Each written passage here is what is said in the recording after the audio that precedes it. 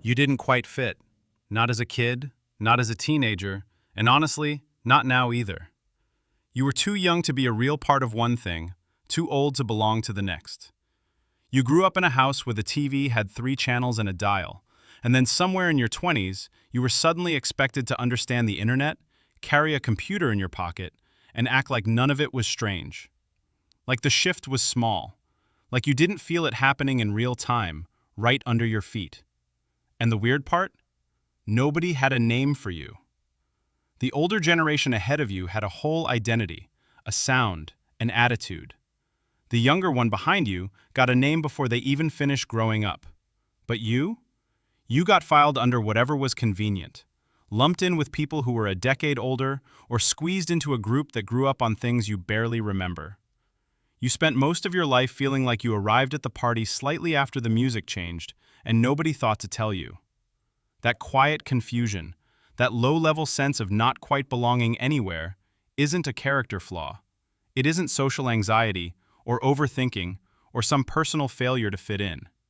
It's the signature experience of a generation that was genuinely between worlds, and the psychology behind it is more real and more interesting than anyone gave you credit for.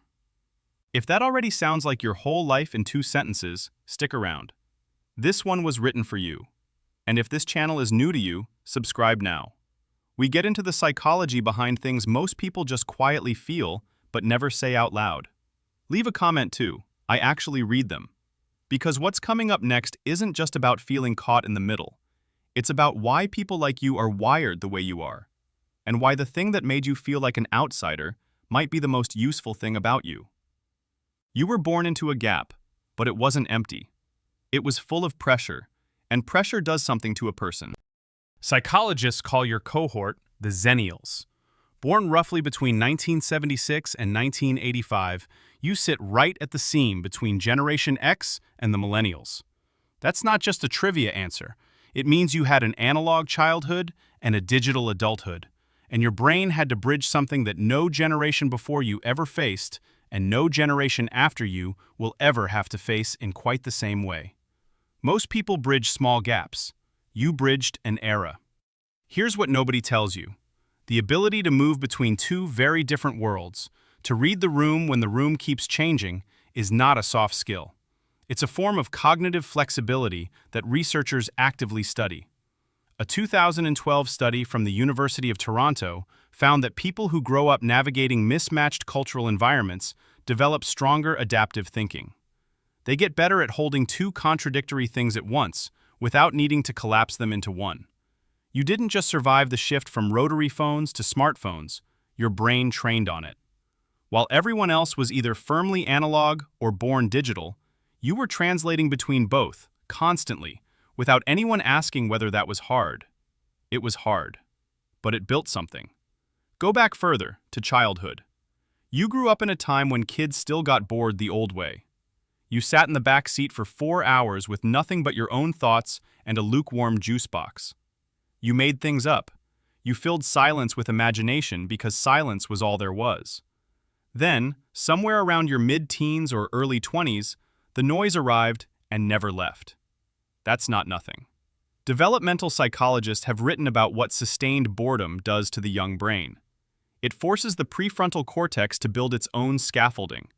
Your inner world got constructed the old-fashioned way, brick by brick, because there was no shortcut offered to you. That's not a gap in your development. That's the whole foundation. And here's the uncomfortable truth, the one that stings a little before it sets you free. You spent years suspecting you were somehow behind, too slow for the digital natives, too different from the Gen Xers who seem so cool and settled in their cynicism. You felt slightly out of phase, like a TV that's a half-second off from the audio.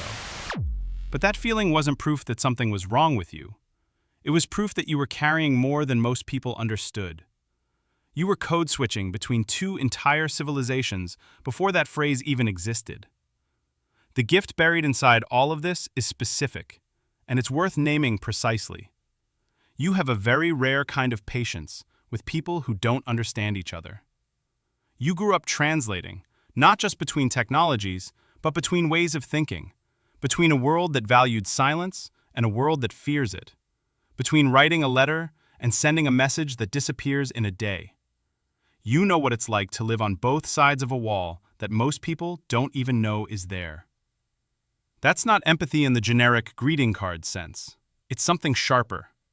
You can sit with someone who's overwhelmed by change and actually understand them because you once were them. You can also sit with someone who never knew a world without Wi-Fi and understand them too. You're bilingual in a way that has nothing to do with language.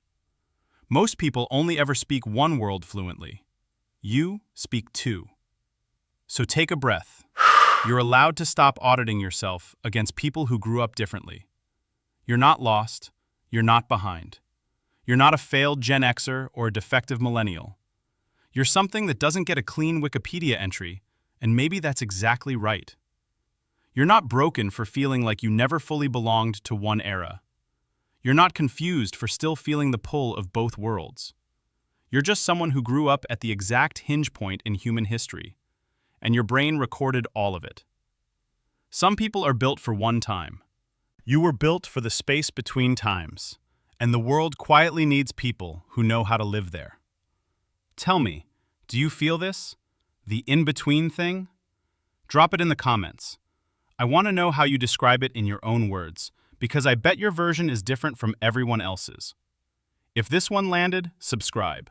And if you've ever wondered why you think so differently from people just a few years older or younger than you, the next video goes even deeper into that. You'll want to see it.